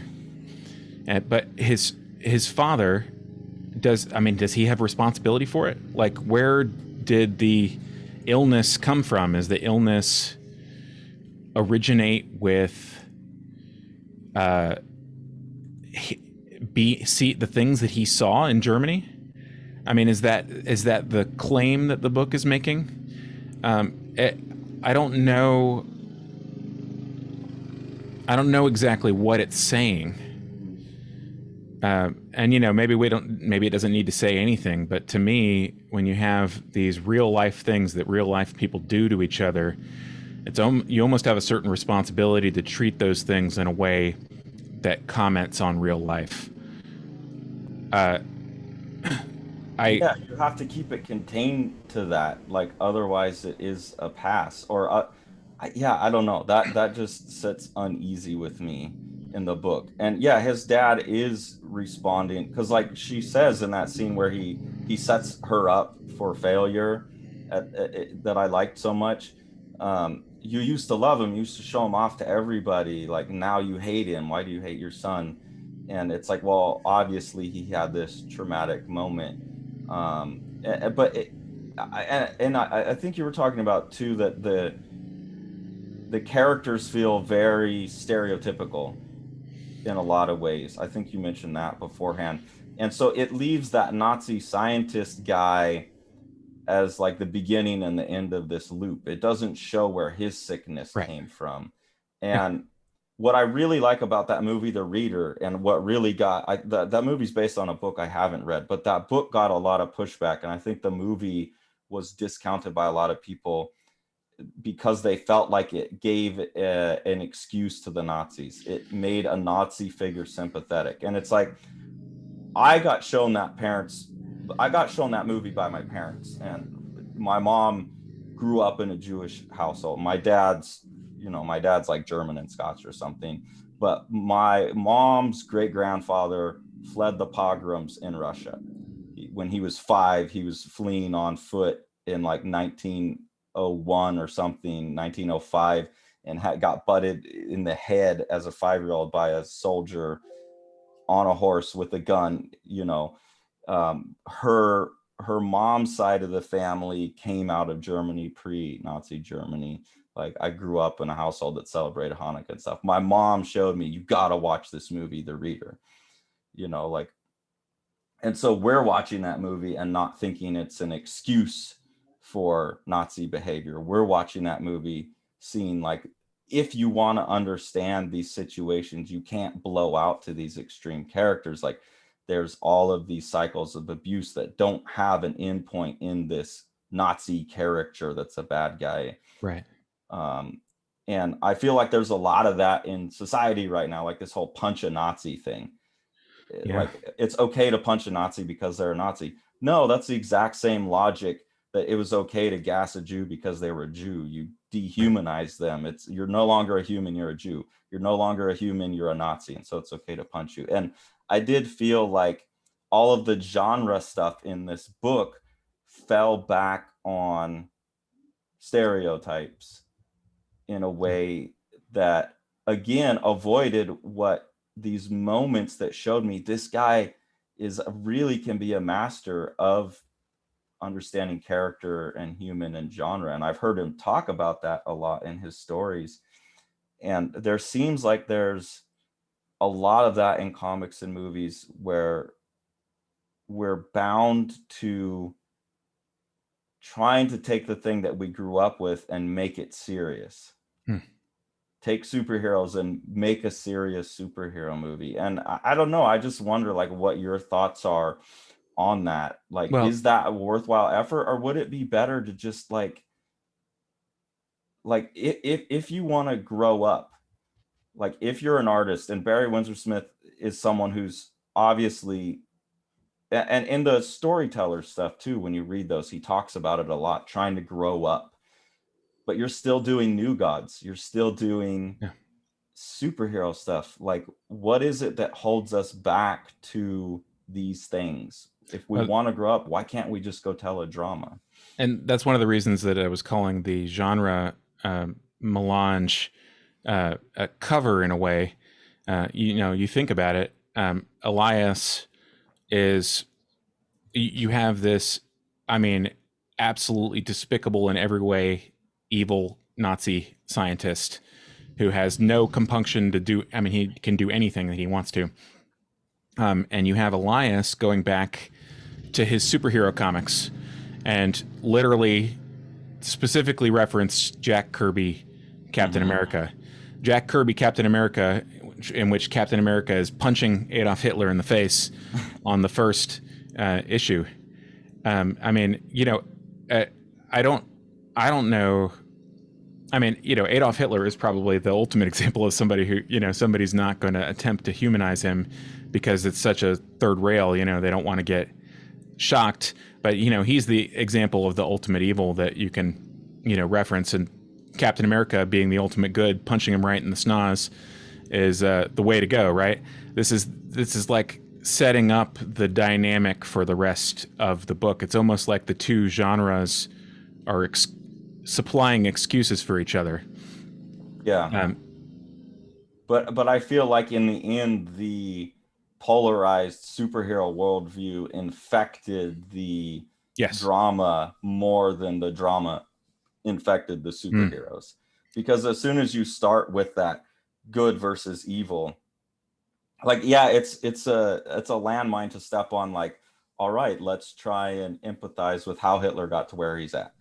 Right. Like, you can be like, you're a Nazi, you can't do that. Like, but if we want to stop this stuff eventually, I think it's more helpful to understand the psychology of how people get to that point. And so you have to take this empathetic view of like what Hitler's whole life was. And that's terrible because you don't want to excuse anything. And that's why I think the reader did so good, is they didn't give anyone any excuses, but they also give reasons, and there's a difference there. And when you have the genre mix up and the good versus evil superhero stuff wins out, then you're not getting into what I felt like he was trying so hard to get into. Well, I think he has a backdoor explanation for you. And I hate to bring it up as a vegetarian. I really think that chicken, I was looking at that and I was like, oh my God, he's really going to go there. He's really going to just say that, the root of our inhumanity to each other is our inhumanity to animals. And I'll be damned if he didn't bring it up one more time. If you remember the unquestionably right, unquestionably good magic girl, who is Elias's young daughter, tells her mom on the long delayed Thanksgiving, I don't eat that. In fact, it spirals into a fight right before she goes to visit Bailey in her astral projection and help him die. She tells her mom that she's only going to eat Brussels sprouts for the Thanksgiving dinner. Um, for the, if you haven't read the book, the Thanksgiving dinner is hinted at like 14 or 15 times before they actually have it at the end of the book, Well, and that when everyone's final, yeah, dead. that final scene happens at Thanksgiving, and that's the memory he's revisiting. I didn't think Yeah, about that. in It does heaven. revolve around carving up the turkey. It does, and the girl right before she goes to visit them tells them that. No, but of course it's not actually developed. It's just like a little dangling tidbit.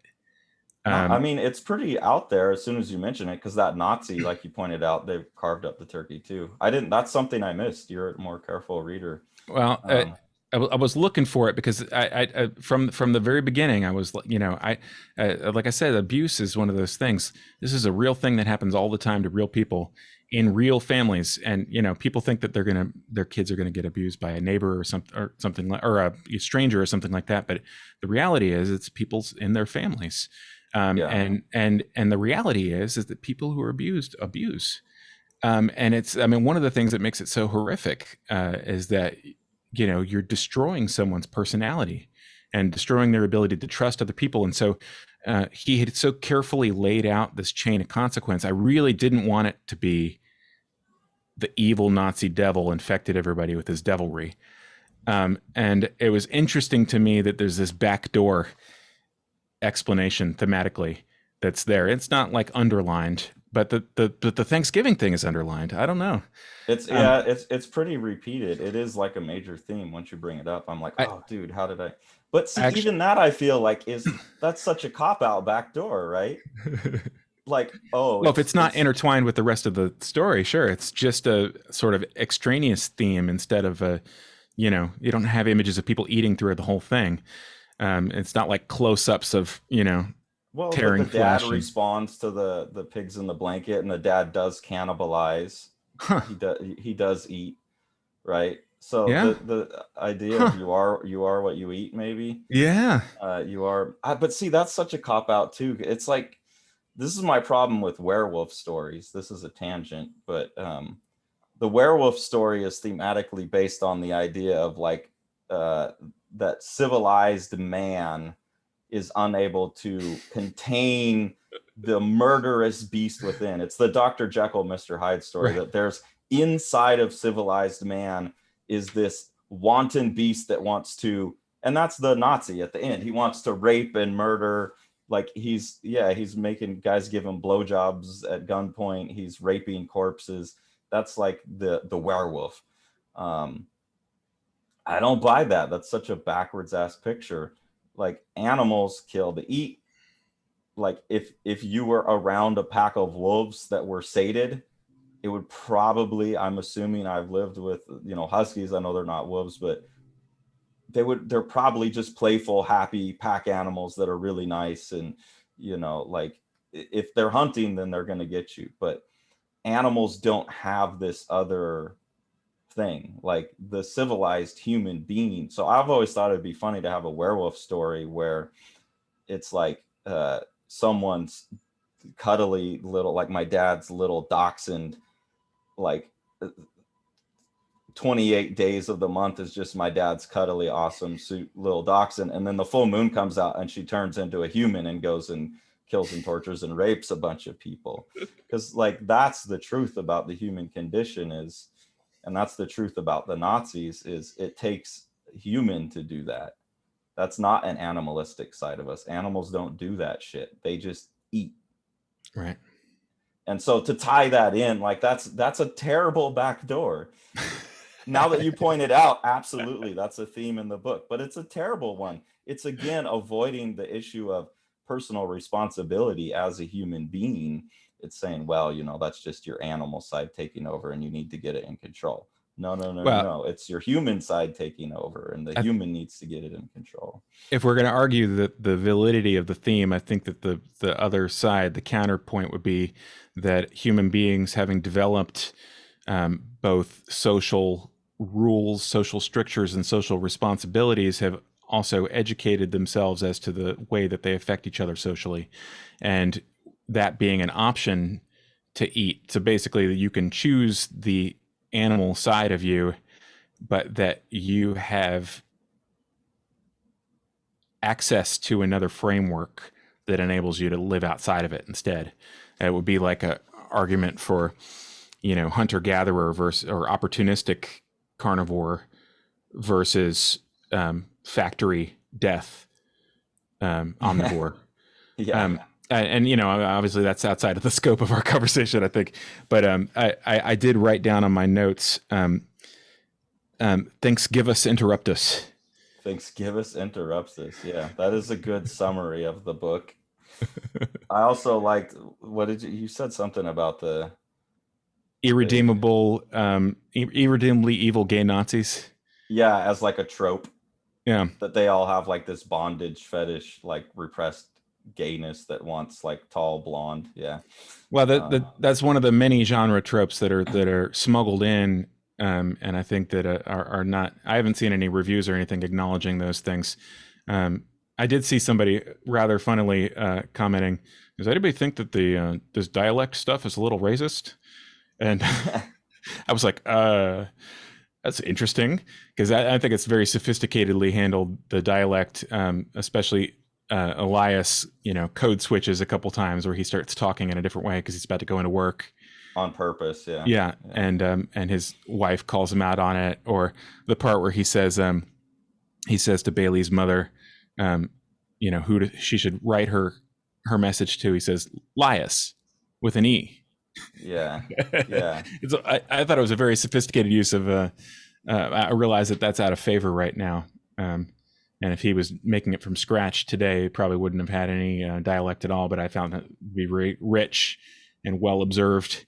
Well, I also feel like from the interview I saw, he's just kind of removed himself. Like he wasn't aware of the advances that have been made in literate comics and stuff. It didn't seem like. So I think this is a guy that's just kind of had his head down and is not paying attention to all that stuff. So yeah, that's ultimately what I think my final assessment of the book is it's very sophisticated, but it's sophisticated on top of an unsophisticated thing. Yes.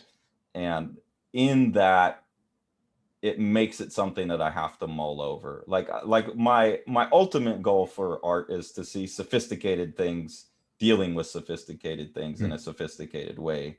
So it's always a bit of a bummer when it's sophisticated, unsophisticated mashed together. But I do feel like we haven't had a conversation like this with any of the other books. No. And so the fact that those two rub against each other, that's representative of the world anyways, that there were kind of these two sophisticated and unsophisticated ways of being have to rub against each other. And so it's always interesting when I don't think that's purposeful in this case. I think some of that's accidental, but in that accident, I think, that's where the power of the work comes for me. And then beyond that, I really don't ever want to read it again. Yeah, I'm going to get rid of my copy. It's crazy. I love so much of it, but I really don't think I'll ever want to read it again. So you won't even keep it around just to flip through? I mean, not unless I can put it on a shelf where I don't have to look at the spine. I can't do that with books I worked on either. I don't have those displayed because I don't want to look at it, because it just makes me like, I have visceral memory experiences. One of the things I identified most with this book is when they touch objects and have, she seems to be having memories associated with the people who touched a gun that her husband brings home. I have a similar kind of thing in that I have a sensory interaction with an object and I start to get all of the memories of interacting with it before. And so like if I've done print production on a book, like I never want to see it again. I don't want to see the spine. I don't want to flip through it accidentally. Like I just put them all in the closet. And, if I had to pull out an office copy to send somebody, like I don't want to, it's an unpleasant experience for me. So it's like a synesthetic relationship between the tactile and the emotional. It is. And the longer I've spent with something and the more negative certain aspects of it were, something went wrong with the book, or, there was something about the printer, or it costs more money than it should have, or whatever it is, I just don't engage with it the same way anymore. And so this book, like, I don't even want to look at it, I guess I'm like recommending that people get it if they can tolerate this type of thing. And I'm sure people love it. But but I can't imagine having spent the time that it would take to make it. Yeah, that's kind of my thing about it too, is like I think it's a must read, but also it's like I said about Requiem for a Dream. I think Requiem for a Dream is a must watch movie. I don't ever want to see it again. No. I think for anyone who cares about comics, it's a must read comic. It's a beautiful piece. But I don't ever. I'll probably flip through it, but It'll yeah, I teach don't you. ever want to read it again. I think it'll teach you a hell of a lot if you study it, And I'm sure I will take you a bet right now. I would bet this is optioned for film, and announced sometime in the next year and a half. Netflix, hopefully. Something that it's something that if you did it right, you gotta have the character development of a mini series, not 2 Yeah. hours, but you could scrunch it into 2 hours for sure. I'm not necessarily betting that it'll get made, just that it'll be optioned, and hopefully Barry will get a big payoff. And hats off to Barry Windsor-Smith, and hats off to Fantagraphics for the incredible production job. And I'm glad that he got it done. There's something Yeah. about finishing something that has been sitting in your closet. We're going to talk about this, I'm sure, in the future. But man, does that feel like you've set down a burden? Maybe. I don't know. I feel like it beat him. Like the interview I saw, it just feels like it beat him. But yeah, it's good to be done with it. And it's something that I know a lot of us have heard about for a long time. So I'm really glad to have read it. I just don't ever want to look at it again. All right, so we'll leave off there, and then we'll go recreate the one panel out of it that reminds us of the Barry Windsor-Smith that we love. All right. Thanks, guys.